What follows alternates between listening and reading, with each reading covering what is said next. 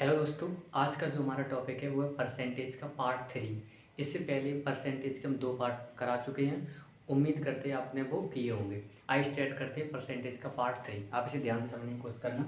हम वहीं से स्टार्ट करते हैं जहाँ से हमने क्लास पिछली बार ली थी। तो आप पहला सवाल, यदि यदि एक वर्ग की भुजा में 20% की वृद्धि होती है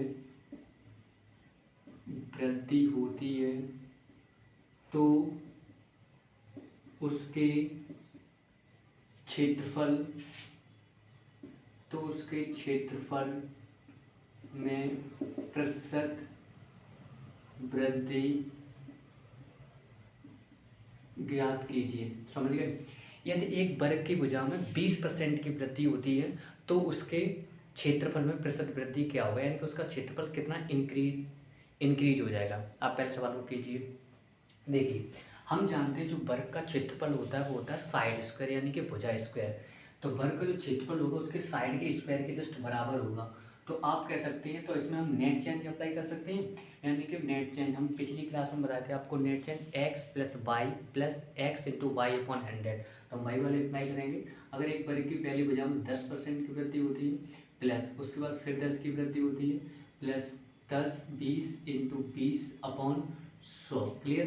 पहले 20% की वृद्धि होती है, फिर 20% की वृद्धि, तो 20 इंटू 20 प्रति 100 से सॉल्व करेंगे तो हमारे पास ये आ जाएगा 44%। यानी कि जो वर्ग का एरिया में जो चेंजमेंट आएगा वो कितना आ जाएगा? 44%। समझ गए सवाल को? यस। इस सवाल को हम ऐसे न करके ऐसे भी कर सकते हैं। देखो ध्यान से, आप ये बात जानते हैं कि 20% की फ्रैक्शन वैल्यू कितनी होती है? जो 20% की जो फ्रैक्शन वैल्यू होती है वो होती है 1/5। क्लियर? 20% की जो फ्रैक्शन वैल्यू होती है वो कितनी होती है? 1/5। हम जानते हैं जो वर्ग का एरिया होता है वो उसके साइड के स्क्वायर के बराबर होता है। अगर पहले वर्ग की भुजा 5 है तो 5 में अगर एक इंक्रीमेंट हुआ तो हमारे पास 5 से कितना हो जाएगा? 6 हो जाएगी। ठीक है? 5 से कितना हो जाएगा? 6। और वर्ग का एरिया कितना? उसके साइड के स्क्वायर के बराबर होगा। तो 5 और 6 दोबारा भी लेंगे हम ये, तो कितना उनका मल्टीप्लाई करेंगे तो हमारे पास कितना आ जाएगा? 25 और कितना?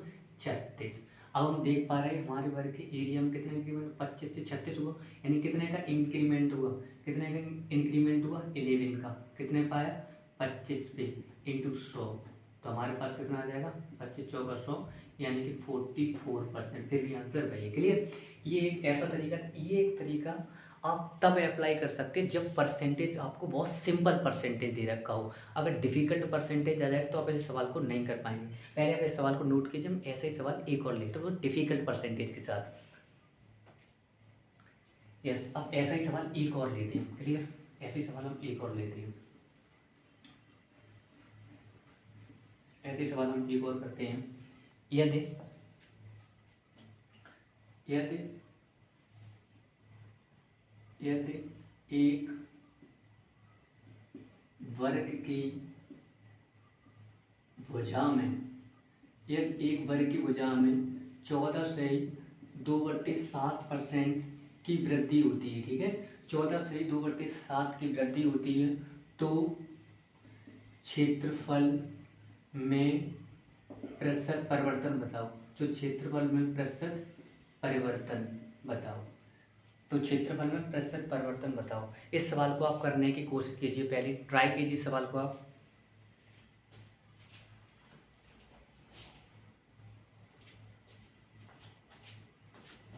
यस, देखो क्या आप इस सवाल में नेट चेंज लगा पाएंगे? अगर आप करेंगे कि x plus y plus x into y upon 100 तो थोड़ा सा डिफिकल्ट होगा। इस सवाल को हम रेशियो से करेंगे। तो आपको ये पता होना चाहिए 14:2/7 परसेंटेज की जो फ्रैक्शन वैल्यू होती है वो कितनी होती है? पिछली क्लास में ही हम बताए हैं कितनी होती है? 1/7। तो हमें पता है कि जो वर्ग का एरिया होता है वो उसके साइड के स्क्वायर के बराबर होता है। अगर पहले हमारी साइड 7 थी और 7 की बढ़कर कितनी हो गई? 1 बढ़ गई, तो 1 का इंक्रीमेंट 8 हो गई। और हमें पता है वर्ग का एरिया होता है उसके साइड के स्क्वायर के बराबर 7 और 1। तो हमारे पास कितना आ जाएगा? ये 14 है। रेशियो कितना? 64, दोनों को मल्टीप्लाई करेंगे तो हमारे पास देखेंगे इंक्रीमेंट क्या हुआ, 49 से 64 का इंक्रीमेंट हुआ, यानी कितने का हुआ, 15 का इंक्रीमेंट हुआ, कितने का हुआ, 49 पे और इंटू 100, तो हमारे पास एरिया कितना आ गया, 1500 अपॉन 49%। क्लियर। अब ऐसा कोई भी सवाल आ रहा है तो आप इस सवाल को रेशियो मेथड से बनाओगे, ये बेस्ट तरीके से सवाल को करने का, आप ऐसे ही करोगे, समझ गए। यस, ऐसे ही हम एक और सवाल लेते हैं, पहले आप इसे नोट कीजिए। आप क्या करना, कोई भी आप बुक उठाना, ऐसे सवाल जितने भी मिले आपको, वर्ग के मिलेंगे, आयत के मिलेंगे, बेलन के मिलेंगे। अब हम एक और सवाल ऐसे लेते हैं, उसके बाद आपका कंसेप्ट क्लियर हो जाएगा। एक और हम सवाल लेते हैं, एक और सवाल लेते हैं। यदि एक बेलन की त्रिज्या में, यदि एक बेलन की त्रिज्या में 10% की वृद्धि होती है, यदि एक बेलन की त्रिज्या में 10% की वृद्धि होती है, तथा उसकी ऊंचाई में भी 10% की वृद्धि होती है, तो बेलन के आयतन में परिवर्तन,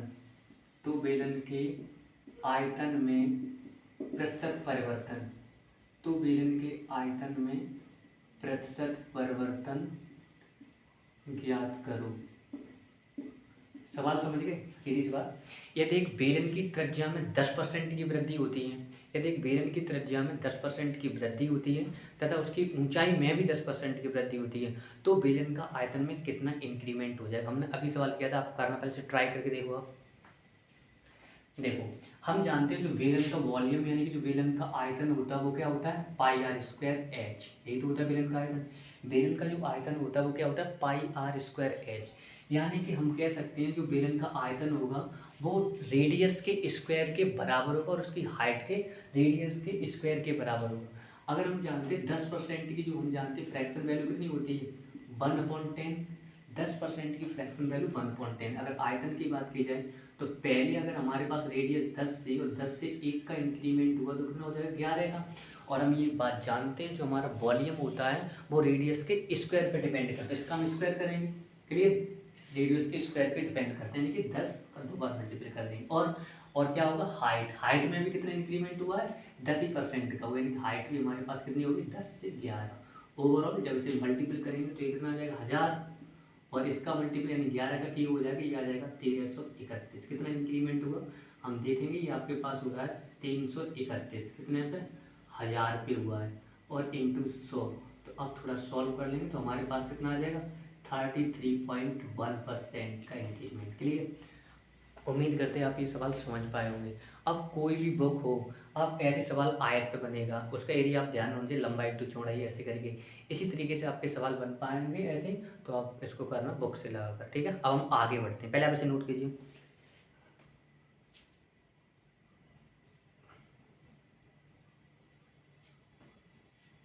यस, अब हम आगे बढ़ते हैं, क्लियर। नेक्स्ट कंसेप्ट हम सीखते हैं।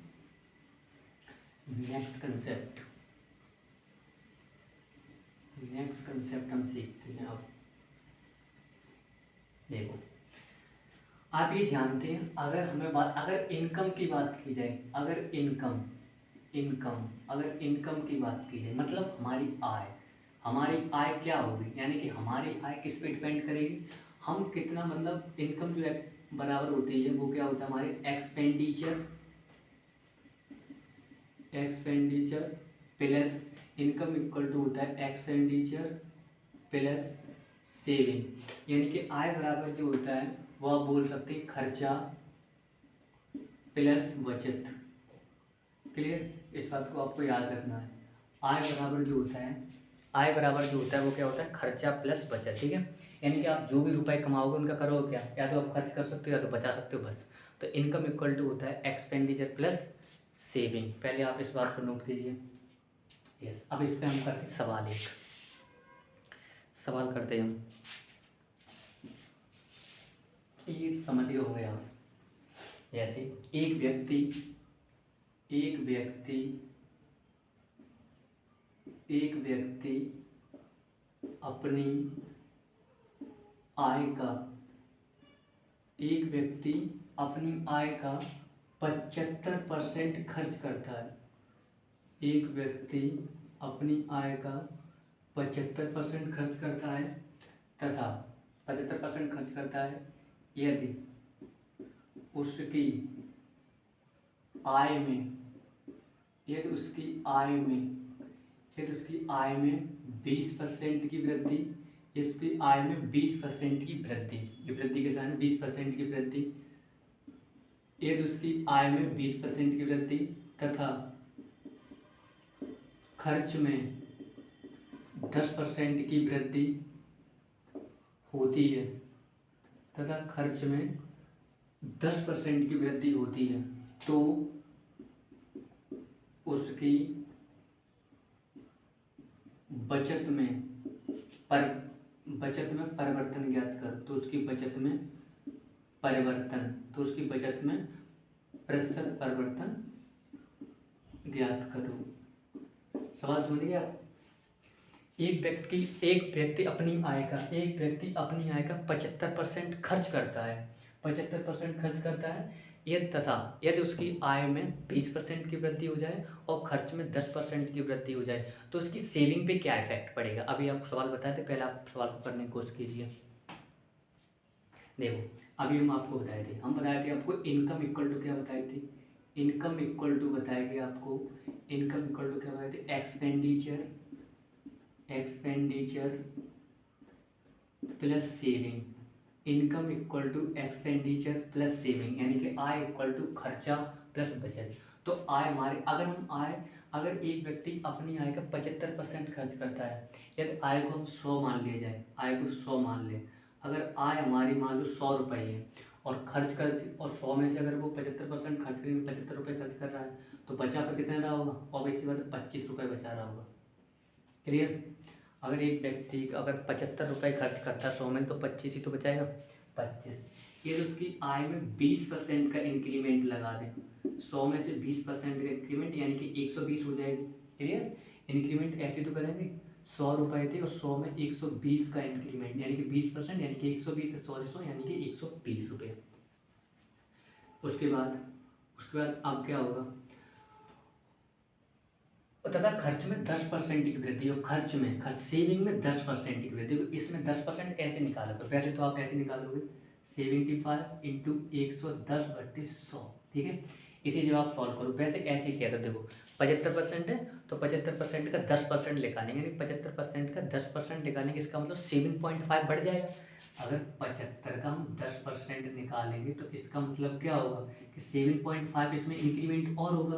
तो 7.5 इंक्रीमेंट होने के बाद ये कितना हो जाएगा, 7.5 और इंक्रीमेंट हो जाएगा, यानी कि ये आपके पास हो जाएगा 82.5, ठीक है। 10% इंक्रीमेंट के बाद कितना 82.5, यानी कि 7.5 और बढ़ जाएगा और 75 और 7.5 कितने होंगे 82.5। उसके बाद अब अगर ये 120 है, ये 82.5 है, तो सेविंग हमारी कितनी होगी, सेविंग हमारी कितनी बढ़ गई होगी, 120 में से हम क्या करेंगे 82.5 घटा देंगे तो 5 बचा और यहाँ पर 7 बचा और यहाँ पर कितना बचा 3, ठीक है। तो ये कितना हमारे पास आ गया 35.7। क्लियर? हमारे पास ये आ गया 35.7। तो हमें पूछा क्या था, बचत में परिवर्तन बताइए सेविंग में। तो हमारे पास पहली बचत कितनी 25 रुपये थी और अब न्यू बचत कितनी हो गई है 30.5, बढ़ गई ना। इंक्रीमेंट कितना हुआ 12.5 का, 25 से 37.5 यानी कितना हुआ 12.5 का, 12.5 का इंक्रीमेंट हुआ। और परसेंटेज पूछ रहा है कितने पे हुआ 25 पे हुआ इंटू 100, तो 25 होगा 100 और 12×48 और 520 यानी कि 50%, ठीक है। 50% इंक्रीमेंट। तो हमारी आय में प्रतिशत में परिवर्तन कितना हुआ 50%। समझ गए ना सवाल? पहले आप नोट कीजिए अब इस सवाल को।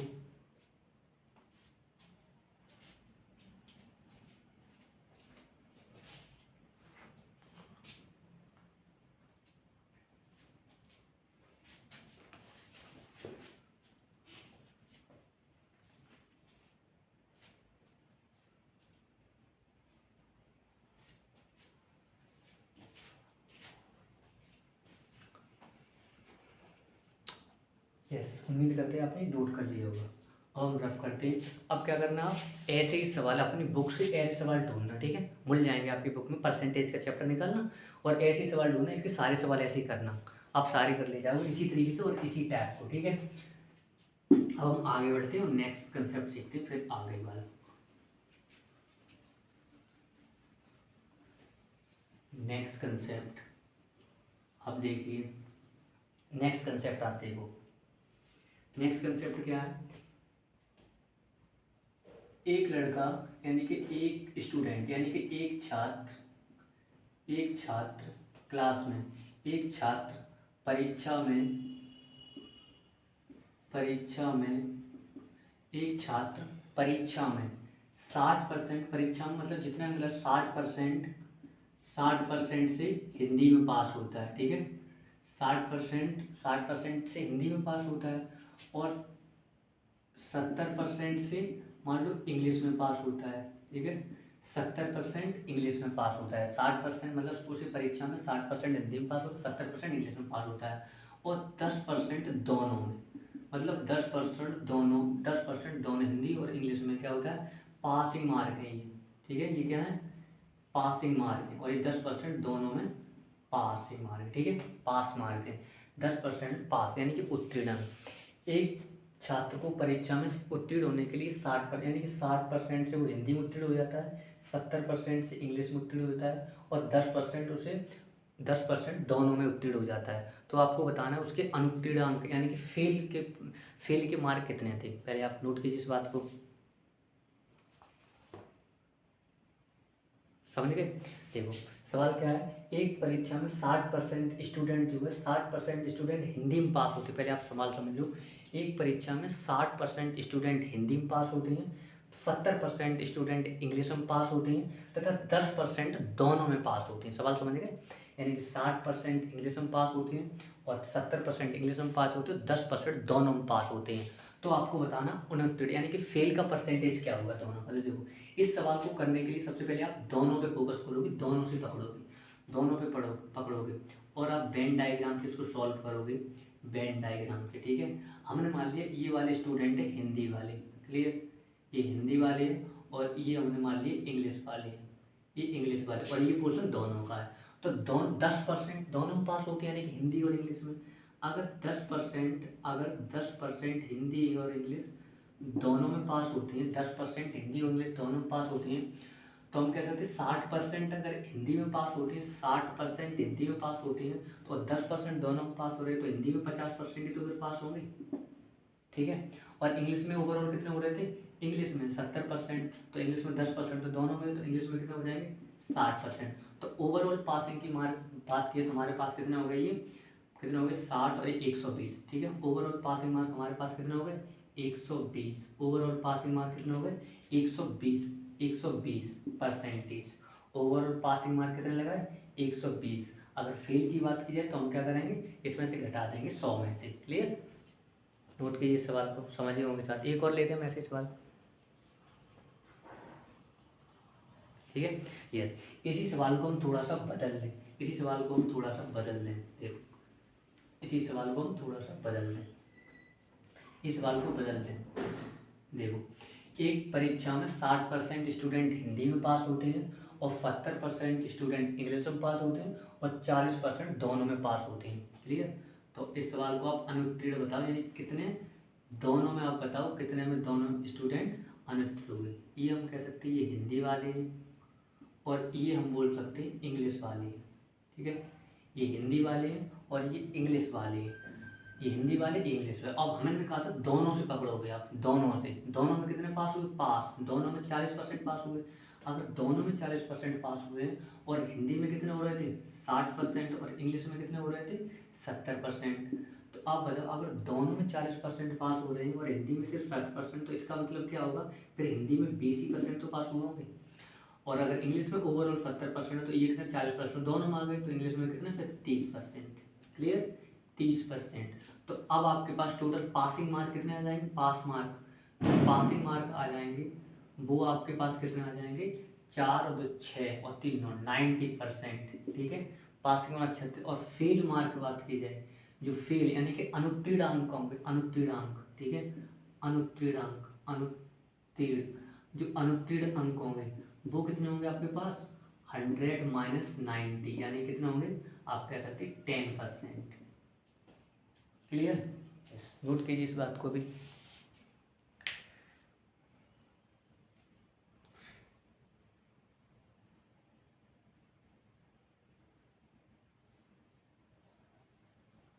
यस, ऐसे ही हम एक और सवाल लेते, पहले आप इसको नोट करो।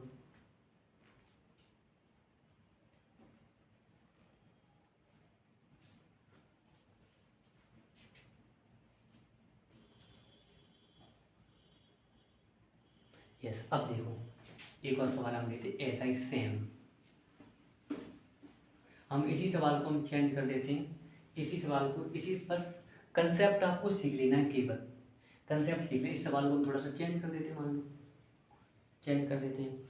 एक परीक्षा में हमने मान लिया 70% स्टूडेंट हिंदी में पास होते हैं और 80% स्टूडेंट इंग्लिश में पास होते हैं, तथा दोनों में, तथा हम कह सकते हैं 10% दोनों में, 10% दोनों में फेल होते हैं, ठीक है, 10% दोनों में क्या होती है फेल है, ठीक है। आपकी 70% हिंदी पास होती हैं एक परीक्षा में, 80% इंग्लिश में पास, 10% दोनों में फेल होती हैं। तो हमें पूछेगा कि बताइए उत्तीर्णांक अंक क्या होगा।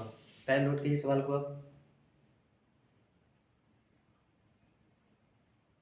ठीक है। देखो एक परीक्षा में 70% स्टूडेंट हिंदी में पास होते हैं, तो हम वैसे वेन डायग्राफ बनाएंगे जैसे हम बोल रहे थे, वैसे करके। देखो आप, देखो हमने क्या कहा था, दोनों से पकड़ा, तो 10% उस सवाल में क्या था, उस सवाल में सब कुछ पास था, लेकिन यहाँ पर 10% फेल है, तो फेल वालों को आप पहले बीच में लिखोगे। 10% ये फेल है, ध्यान रखना ये फेल है। तो अगर हिंदी में आप बताना, अगर हिंदी में 70% पास हो रहे हैं ना, अगर हिंदी में 70% पास हो रहे हैं तो फेल कितने हो गए, 30% हुए होंगे ना। अगर फेल 30% हुए होंगे और 2 महीनों में तो 10% फेल थे, तो फिर यहाँ कितना आ जाएगा 20%। अरे भाई टोटल कितने, अगर हिंदी में 70% पास है तो फेल कितने हुए होंगे, 30 हुए होंगे ना, फेल 30% हुए होंगे। अगर फेल 30% होंगे तो 10, 30 में से 10 घटा के 20 आ जाएगा। और इसी तरीके 80% अगर इंग्लिश में पास हैं तो फेल इंग्लिश में कितने होंगे 20%, फेल कितने हुए होंगे 20%, और 10% तो दोनों फेल थे, इसका मतलब ये इंग्लिश में केवल और केवल 10% ही फेल हुए होंगे, ठीक है। अब ये किसका रेशियो आ गया, पूरा फेल का आ गया।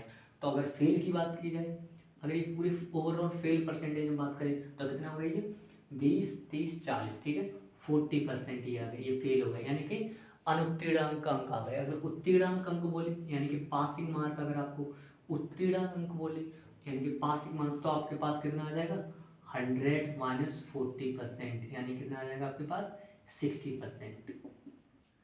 समझ गए? उम्मीद करती है कंसेप्ट समझ में होंगे, आपकी बुक में ऐसे सवाल होंगे, आप लगाना ऐसे करेंगे। और कभी कभी यहाँ देगा, क्या देगा कि ऐसे भी दे सकता है कि पासिंग मार्क्स 60% है, तो ऐसे देगा पास मतलब पास होने वाले स्टूडेंट की संख्या मान लो 120 है, तो आप क्या करना 60 के बराबर 120 कर देना, 1 के बराबर कर देना, फिर वो भी आंसर आ जाएगा, ठीक है। अब मतलब संख्या भी दे सकता है, या भी दे सकता है। अभी सवाल को थोड़ा सा और आगे बढ़ा रहे हैं, ऐसे कहे तब पूरी कक्षा में 120 स्टूडेंट पास होते हैं, तो हम सब पास, हमारे पास 60% है, 60 की वैल्यू 120 के बराबर हो जाएगी, ठीक है, ऐसा है। तो और फेल देता तो हम 40% की वैल्यू कर लेते, तो फेल किया है, अगर फेल देता तो ऐसे बोल दे कि 120 पर 120 फेल होते तो 40 बराबर 120 के हो जाता। ठीक, इस सवाल को उम्मीद करते समझ गए होंगे, ये कंसेप्ट पूरा ध्यान से नोट कीजिए पहले आप।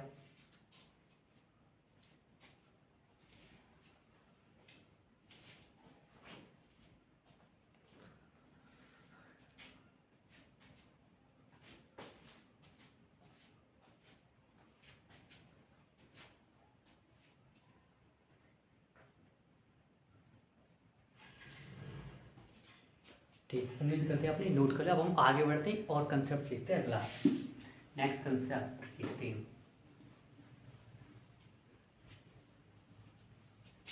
नेक्स्ट कंसेप्ट आप जाने, बस ऐसे सवाल आप क्या करना है, ऐसे लगाना सवाल और आप सारे सवाल ये कर पाएंगे। उम्मीद करते हैं आप सीख। अब अगला कंसेप्ट हम सीखते हैं। देखो एक परीक्षा में, एक परीक्षा में एक छात्र, एक छात्र 20% अंक प्राप्त करता है, 20% अंक प्राप्त करता है, 20% अंक प्राप्त करता है, 20% अंक प्राप्त करता है, फिर भी 30 अंकों से फेल हो जाता है, फिर भी 30 अंकों से फेल हो जाता है, फिर भी 30 अंकों से फेल हो जाता है। ठीक है, सवाल समझ लो आप।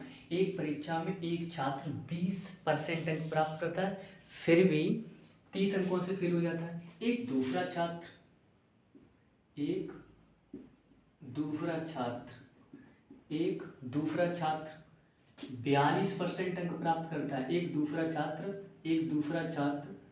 32%, से मान लो 32%, एक दूसरा छात्र 32% अंक प्राप्त करता है, 32% अंक प्राप्त करता है, 32% अंक प्राप्त करता है, और उत्तीर्ण अंक से, यानी कि जितने अंक पासिंग मार्क्स से, यानी कि पासिंग मार्क्स से उत्तीर्ण अंक से 42 अंक ज़्यादा लाता है, 42 अंक क्या करता है, ज़्यादा लाता है,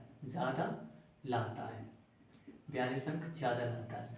तो अब 42 अंक ज़्यादा रहता है, तो आप बताओ वो वाले पासिंग मार्क कितने। इसमें दो चीज़ें पूछ सकते हैं, एक तो पूछ सकते हैं उसका पूर्णांक बताओ, और पूछ सकता है जो पासिंग मार्क थे, यानी कि पास मार्क थे, उस वो कितने पासिंग मार्क पूछ सकते हैं, कितने पासिंग मार्क थे। दो चीज़ें पूछ सकता है, एक आपको पूर्णांक बताना है और पूछ सकता है कितने पासिंग मार्क थे। ठीक है, सवाल समझिए क्या है। एक छात्र परीक्षा में 20% अंक प्राप्त करता है और 30 अंकों से फेल हो जाता है। ठीक है, दूसरा स्टूडेंट है वो 32% अंक प्राप्त करता है और 42 अंकों से फेल हो जाता है। 42 अंक ज़्यादा लाते हैं, यानी कि जितने नंबर उसे लाने थे उससे 42 अंक ज़्यादा आ गए, जितने भी अंक उसे लाने थे उससे 42 अंक ज़्यादा आ गए 32% लाने पर। देखो, तो मेरी एक बात बताओ, अगर वो 20%, ध्यान से समझना, अगर वो 20% अंक ला रहा है और 30 अंकों से फेल हो रहा है, इसका मतलब अगर वो 30 अंक और लाता तो वो पास हो जाता ना। तो हम क्यों ना ऐसा करा दे, सिर्फ पास करा दे, पास हो गया वो। क्लियर, इतने अंकों पर वो पास हो जाएगा। ठीक है, 20% ये अंक लाया और 30 ही, तो इतने पे पास हो जाएगा, पास हो गया। दूसरा स्टूडेंट क्या करता है, वो 32% अंक लाता है, वो 32% अंक लाता है, अब और जितने भी अंक लाने थे उससे वो 42 अंक ज़्यादा पा लेता है। इसका मतलब 42 अंक ज़्यादा, यानी कि अगर हम इसको भी 42 अंक ज़्यादा पा लेते तो उसको हम घटाए तो बैलेंस हो जाएगा। 42 अंक ज़्यादा न पाने थे, यानी कि ओवरऑल इसे भी हमने बस पास ही कर, देखो बराबर का साइन, तभी तो दोनों ही पास ही हुए। समझ गए बात, पास ही हुए। अब इसको हम थोड़ा सॉल्व करेंगे तो ये कितना हो जाएगा, ये 12% इधर आ जाएगा और ये कितना हो जाएगा 72। तो 1% की वैल्यू कितनी आ जाएगी 6। 1% की वैल्यू अगर 6 है तो 100% की वैल्यू कितनी होगी 600।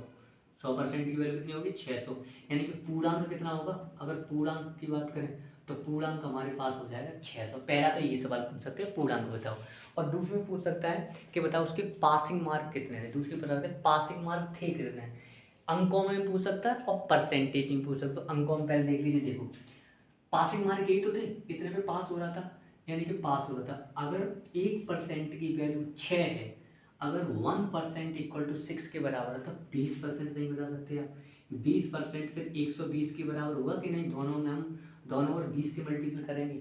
1% बराबर 6 तो 20% 120, तो अंक कितने हो गए ये वाले 20%, यानी कि 120 ये लाने थे 20% और 30 वो लाने थे, तो कितना होगा उसके 150 अंक ला लिए। पासिंग मार्क कितना, यानी कि 150 अंक में वो पास हो जाते हैं, यानी कि उसको पास होने के लिए कितने अंक चाहिए थे 150 अंक चाहिए। समझ गए।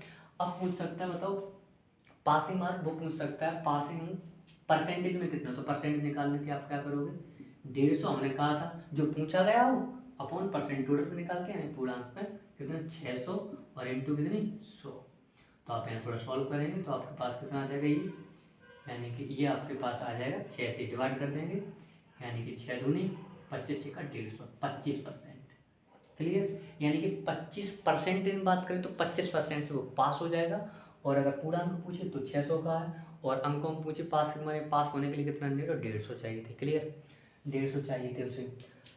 तो आप नोट कर लीजिए, अगर आपको ये वीडियो अच्छा लग रहा हो तो आप वीडियो को लाइक और सब्सक्राइब कर दीजिए। नोट कीजिए पहले, आपको ये सारे बेसिक कंसेप्ट हैं, अगर आप अपनी बुक्स उठा के लगाएंगे तो आप सारे सवाल कर पाएंगे। कोई भी हम पूरा चैप्टर पढ़ाएंगे, जिस तरीके से हमने पहला चैप्टर आपको एवरेज पढ़ाया वो कंप्लीट पढ़ाया हमने, कंप्लीट एवरेज। इसी तरीके से हम ये चैप्टर परसेंटेज कंप्लीट चैप्टर पढ़ाएंगे। इसके बाद नेक्स्ट जो चैप्टर होगा उसे भी हम कंप्लीट पढ़ाएंगे। बस आप ये बेसिक कंसेप्ट सीख लीजिए, उसके बाद आप बुक उठाइए, जो भी आपके पास होगा, कोई भी बुक हो, हर किसी सवाल आपका लगेगा, कोई भी बुक हो, बुक उठाइए आप ये सवाल लगाइए, आपको हर एक सवाल लगेगा। उम्मीद करते नोट हो गया होगा। अब हो गया इतना। इस बात को आप ऐसे भी कह सकते, देखो इस ये 150% लिखा ना, इसे आप डायरेक्ट भी निकाल सकते। देखो एक बात बताओ, 20% अगर अंक 20 हमें पास होने के लिए परसेंटेज पूछा ना, 20% और 30% तो पास हो रहा है। अगर 20 30 अब अगर हम 30 की वैल्यू निकालें तो देखो, अगर 6 की वैल्यू 1% के बराबर है तो 30 की वैल्यू कितनी है, दोनों को 5 से मल्टीपल करेंगे तो 30 की वैल्यू कितनी, 5% के बराबर नहीं होगी, फिर भी आ जाता है कितना, 25%। डायरेक्ट बात कर सकते थे इसको, ठीक है। तो आज के लिए बस इतना ही। Thank you for watching. आप वीडियो को अगर आपको अच्छा लगा हो तो आप लाइक और सब्सक्राइब कर दें। Thank you for watching. Thank you.